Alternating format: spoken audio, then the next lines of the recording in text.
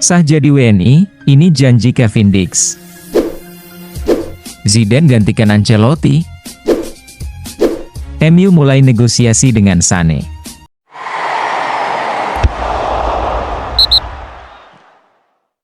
Dilansir dari bola.com, pasca disumpah menjadi WNI, Kevin Dix pun langsung mengikrarkan janji untuk memberikan segalanya bagi timnas Indonesia. Kevin Dix juga mengirimkan pesan kepada Presiden Indonesia, Prabowo Subianto, bahwa ia senang menjadi bagian dari warga negara Indonesia.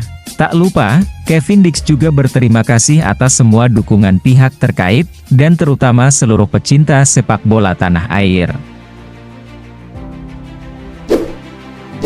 Dilansir dari Goal, Manchester United dilaporkan memulai bernegosiasi dengan pihak Munchen untuk memboyong Leroy Sané pada Januari nanti. Ini karena MU butuh pemain sayap baru di sisi kanan menyusul cederanya Antony. Di waktu yang sama, Sané yang kontraknya habis akhir musim ini, juga diharapkan bisa diuangkan segera oleh Munchen. Pemain berusia 28 tahun itu juga belum menjadi pemain inti di skuad besutan Vincent Kompany.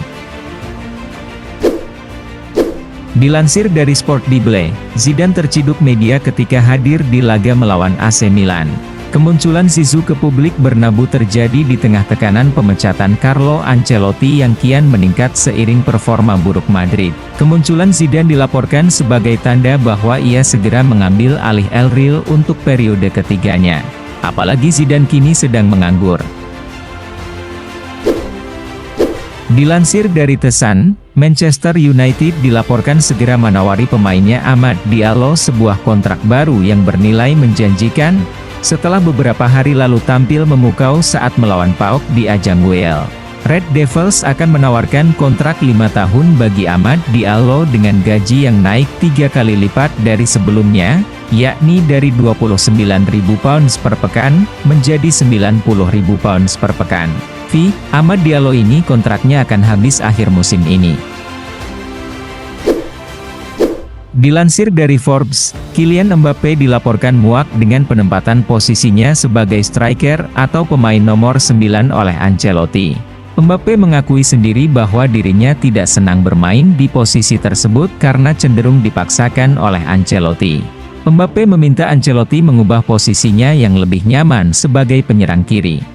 Ancelotti diminta tegas untuk mengubah taktiknya, atau memilih mana yang terbaik untuk mengisi posisi di penyerang kiri, dirinya atau Vinicius. Dilansir Goal, Grealish diperkirakan akan kembali ke Aston Villa pada saat yang tepat. Hal itu dikatakan oleh mantan rekan satu timnya dulu, Henry Lansbury. Lansbury mengatakan bahwa mantan bintang Villa itu merasa terkekang oleh taktik Guardiola di City musim ini, dan kemungkinan akan kembali ke rumah lamanya. Menurut Lansbury, Grealish yang musim ini jarang dimainkan oleh Pep, juga sudah mulai tak betah di Etihad. Dilansir dari Sport Illustrated, Real Madrid mendapat kabar buruk di tengah krisis performanya akhir-akhir ini. Di saat performanya belum stabil, El Real kehilangan pilar lini tengahnya, Aurelien Tchouaméni. Menurut hasil tes medis, gelandang asal Prancis tersebut mengalami cedera pergelangan kaki kirinya dan diprediksi harus absen hingga sebulan.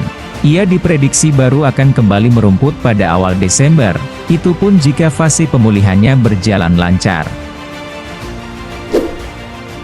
Dilansir Tribal Football, pemain muda Dinamo Zagreb, Martin Baturina, dilaporkan menolak tawaran El Real. Baturina awalnya ditawari Los Blancos kontrak berdurasi 4 tahun, dan akan dipinjamkan terlebih dahulu musim ini ke klub La Liga. Namun, tawaran tersebut tidak membuat Baturina tertarik. Pemain berusia 21 tahun tersebut menolak tawaran Real Madrid karena ogah dipinjamkan ke klub lain, dan lebih memilih untuk melanjutkan karirnya di Bundesliga bukan di La Liga. Dilansir dari Sport Bible, Barcelona dilaporkan menjadi klub pertama yang memulai negosiasi internal dengan bintang Sporting, Victor Gyökeres. Setelah ditinggal Amorim, penyerang Swedia tersebut dilaporkan segera mencari pelabuhan baru musim depan. Menurut laporan media Portugal A Bola, Direktur Olahraga Barca, Deco sudah berada di Lisbon untuk melakukan negosiasi dengan agen sang pemain dan pihak manajemen Sporting.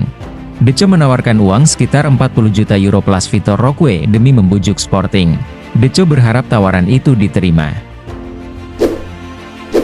Dilansir The Sun, bek sayap asal Spanyol tersebut dilaporkan telah menyumbangkan sebagian besar gajinya untuk membantu korban bencana banjir di Valencia.